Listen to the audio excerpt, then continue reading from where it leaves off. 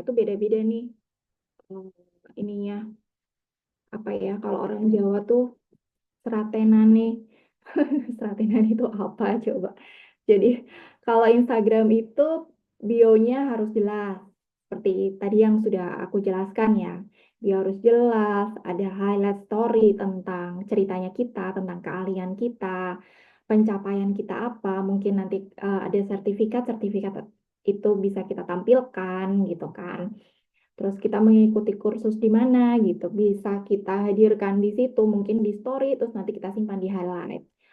Terus di LinkedIn, LinkedIn itu di headline yang kuat, kemudian ringkasan pengalaman dan portofolio itu penting banget. Nanti bisa mungkin bikin portofolio di Canva, terus dibikin web, nanti linknya bisa ditaruh di LinkedIn, itu juga bisa.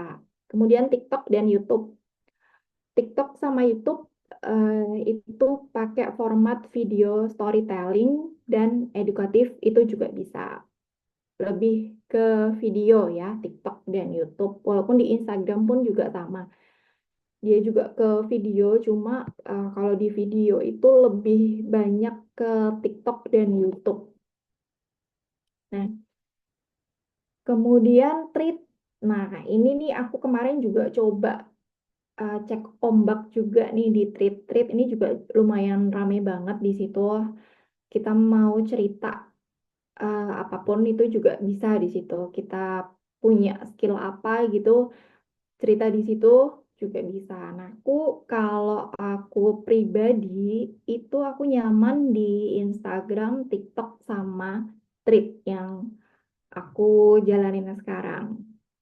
Di Thread kemarin sempat rame sih. Itu aku bikin ke konten bagaimana aku resign memilih keluar dari BUMN menjadi ibu rumah tangga yang nyambi sebagai lebih tepatnya ke mompreneur ya.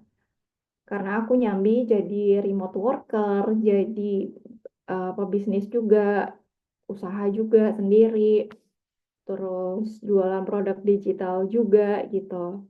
Nah, tapi di situ kan aku hanya menampilkan konten aku keluar dari BUMN di mana aku di situ udah 12 tahun lebih gitu. Nah, itu langsung langsung viewersnya langsung heboh banget. Nah, itu langsung 12.000 12.000 tayang. Jadi banyak yang terjadi perdebatan di situ karena udah enak-enak kenapa harus keluar gitu. Nah, itu bisa dicoba juga di Treat karena itu juga rame banget. Kalau misalnya pun jualan tentang skill remote worker itu juga bisa banyak banget di Treat. Kemudian konten yang harus dibangun di sosial media kita. Ada 5 pilar yang biasanya aku gunakan. Edukasi, storytelling, engagement, promosi, dan entertainment.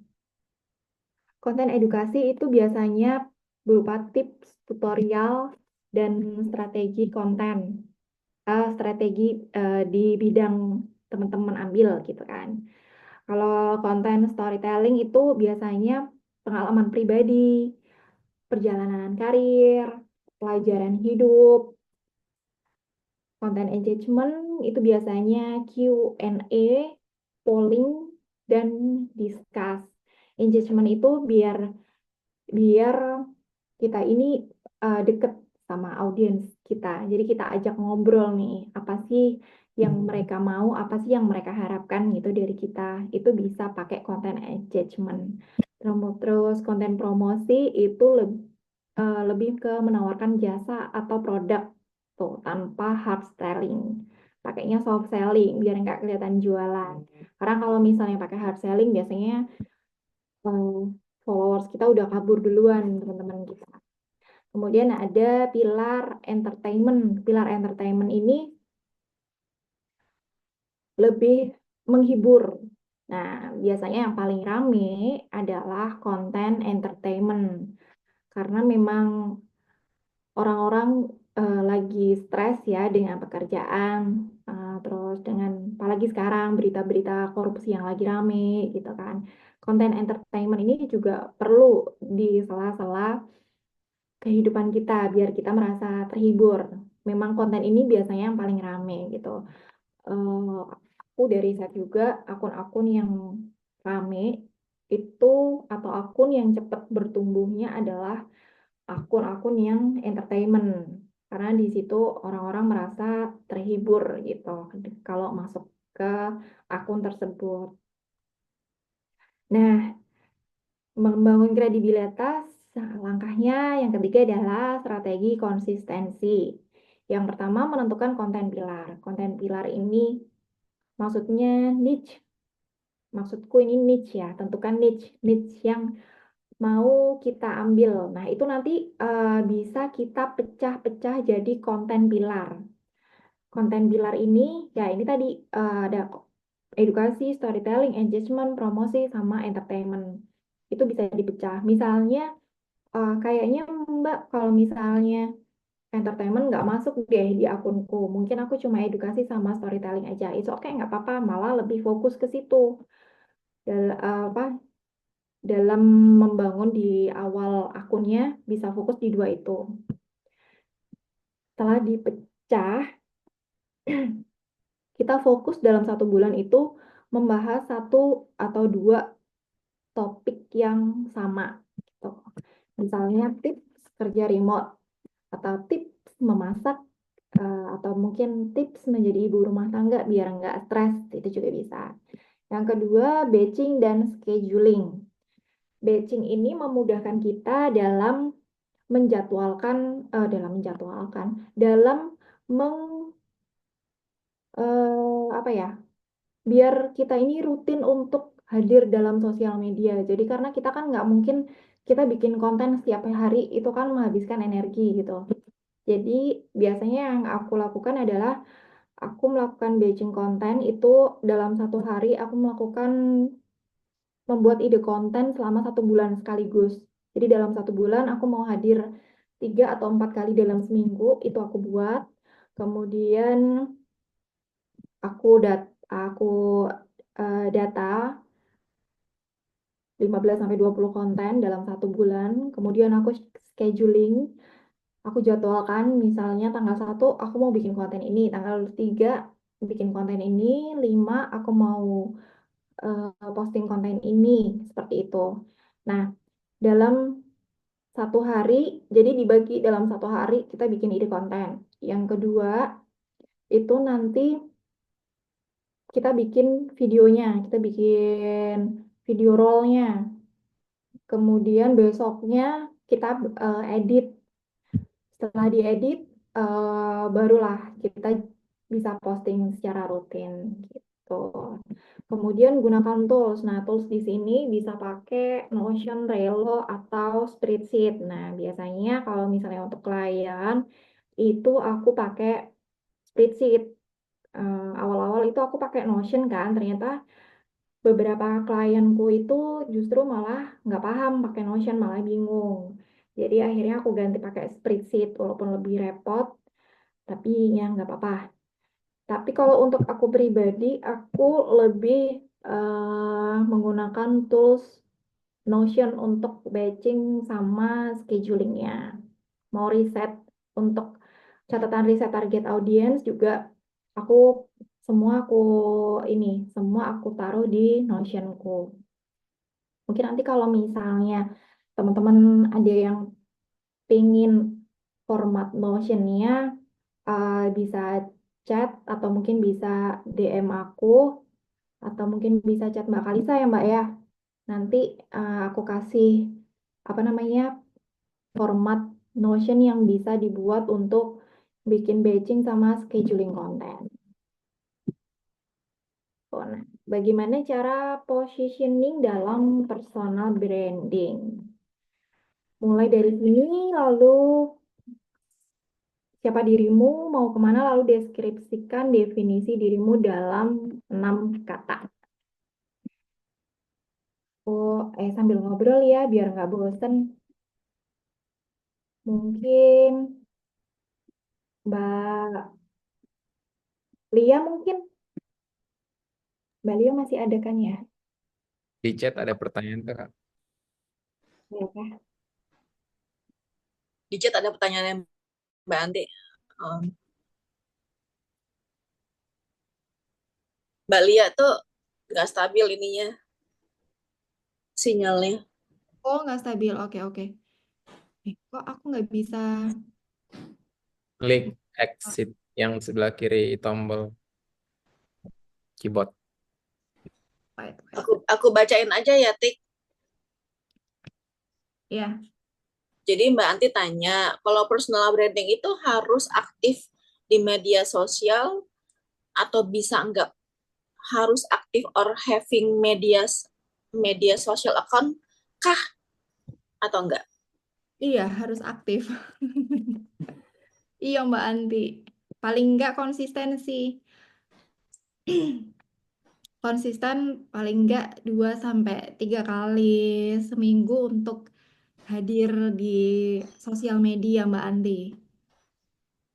Kalau misalnya nggak sempet, mungkin bisa seminggu sekali. Nah, nanti bisa membangun engagement sama followersnya lewat story. Nah, nanti kan dari story kalau kalau Tika sih lebih ke menguasainya ke Instagram, Banti. Kalau di story itu ada kayak polling, terus ada yang pertanyaan seperti itu. Nah, itu bisa kita manfaatkan untuk riset audiens kita membutuhkan apa, gitu. Itu Mbak Lia udah ada tuh, Tik. Halo Mbak Lia. Mbak Lia, ini tadi aku kan sampai ke sini.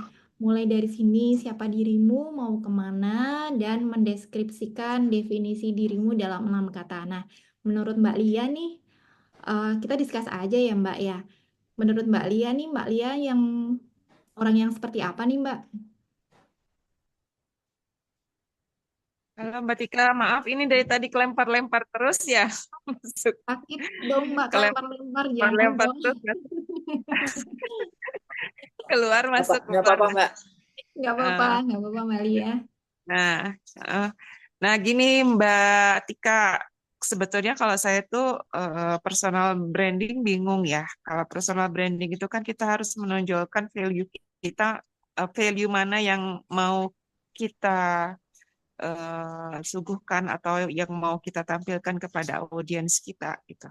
Nah, kalau saya itu sempat curhat juga sih panjang lebar sama Mbak Pita ya.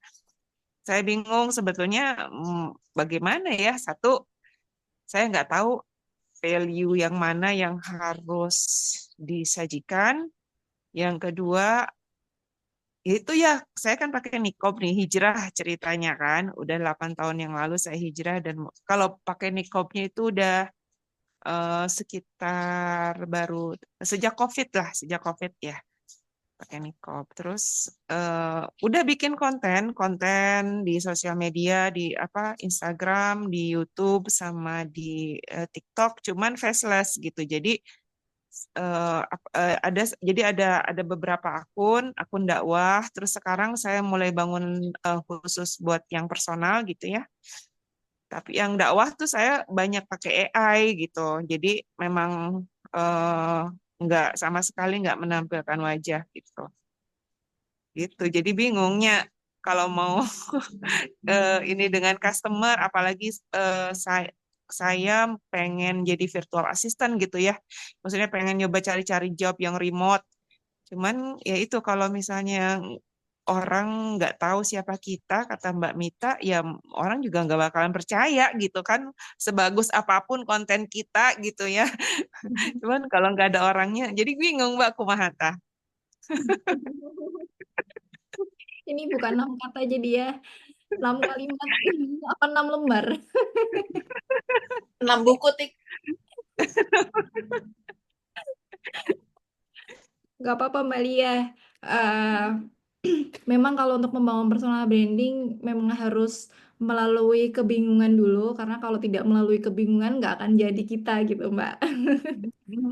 Bagus Mbak Lia kalau bingung, berarti kan udah mulai mencari-cari kan gimana nih bikin personal branding yang sesuai sama Mbak Lia. Mungkin kalau misalnya eh mau bikin virtual apa ya? Virtual asisten ya Mbak Lia ya, virtual asisten Hmm. yang bernikop itu pun bisa kok Mbak dengan bikin konten tanpa harus menampilkan wajah. Misalnya eh shoot videonya itu pakai melalui dari samping, hanya shoot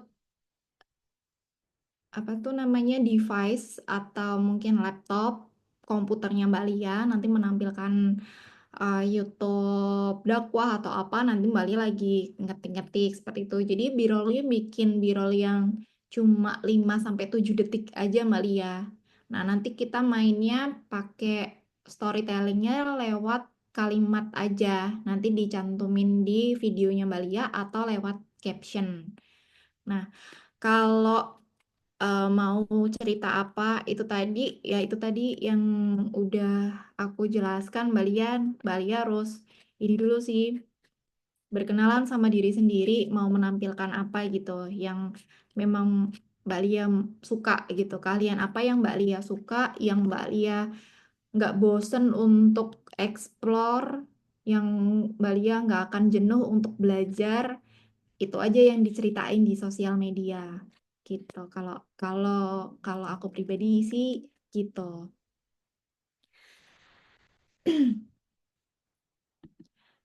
Nah, di sini aku lanjut ya Mbak Lia. Jadi siapa dirimu dan mau kemana ini untuk menentukan positioning kita di awal. Apa yang benar-benar kita inginkan itu bisa kita tulis.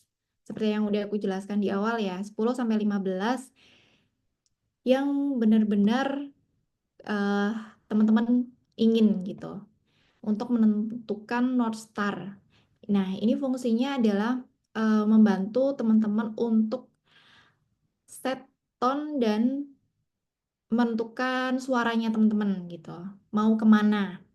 Kemudian skill apa aja yang kita punya itu ditulis juga, baik itu soft maupun hard skill yang bisa yang udah kita kuasai.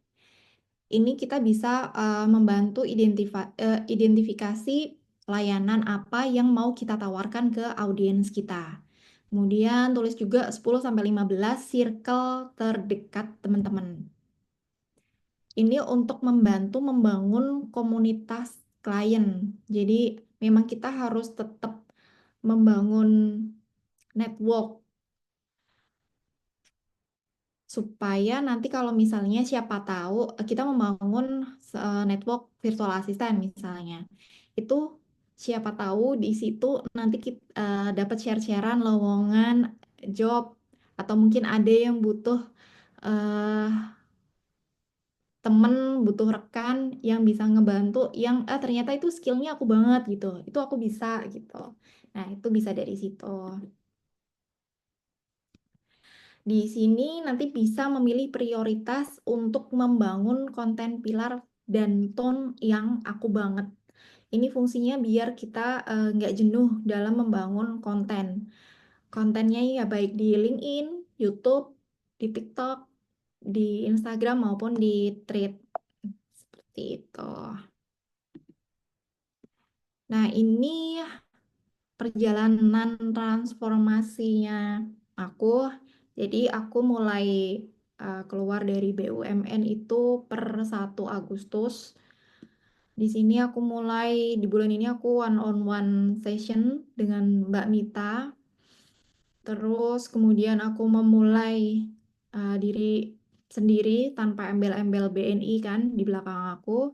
Kemudian di September ini aku mulai join program Career Transformation Acceleration. Di sini aku juga ikut second one on one kedua di Surabaya sama suamiku. Nah, kemudian di Oktober dan November 2024 aku mulai dapat kolaborasi. Jadi itu temanku yang ngajakin kolaborasi untuk ngisi tentang personal branding. Terus yang kedua membangun agensi sosial media manajemen. Yang ketiga, aku pegang akun sosmed bisnis spa and wellness.